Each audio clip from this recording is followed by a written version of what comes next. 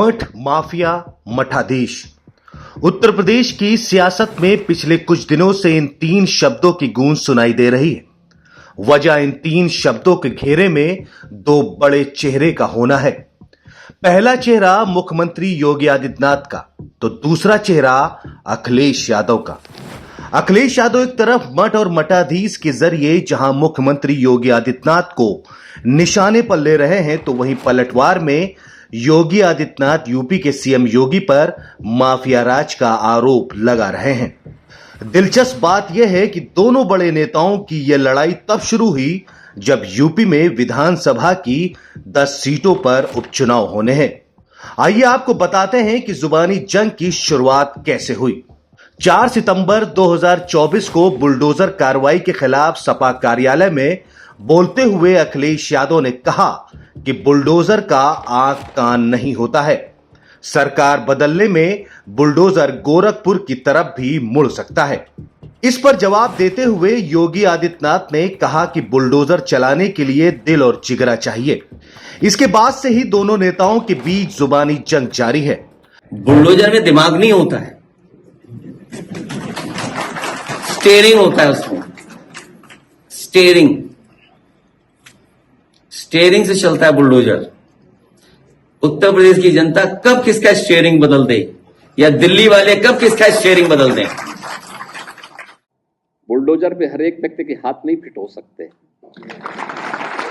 इसके लिए दिल और दिमाग दोनों चाहिए। दिल और दिमाग दोनों चाहिए।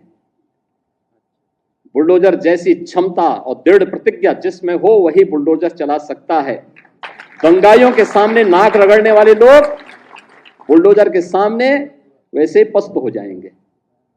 12 सितंबर को अयोध्या जमीन घोटाले पर खुलासा करते हुए अखिलेश यादव ने कहा कि माफिया और मठाधीश में ज्यादा फर्क नहीं होता है। मठाधीश और माफिया में कोई ज्यादा फर्क नहीं होता है।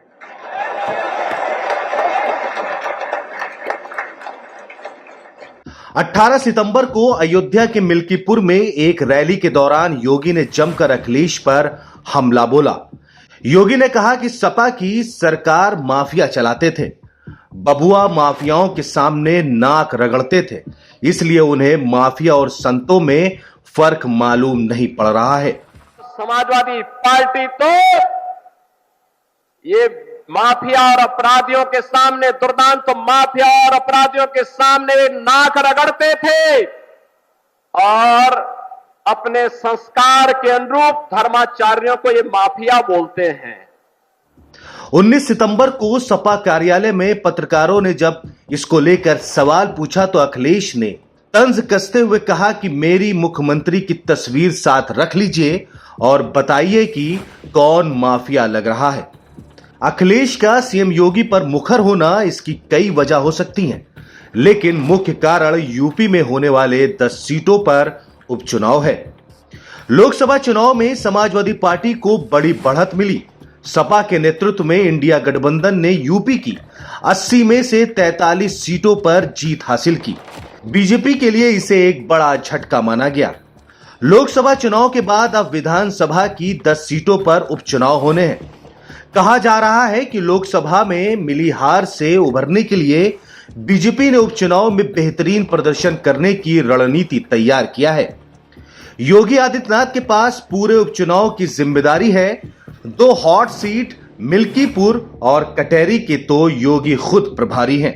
जाहिर है लोकसभा के बाद अगर विधानसभा के उपचुनाव में सपा को उम्मीद के मुताबिक जीत नहीं मिलती है तो पार्टी के मिशन 2027 पर सवाल उठेगा। इसीलिए अखिलेश यादव के निशाने पर योगी आदित्यनाथ हैं। Bureau report, the leader Hindi.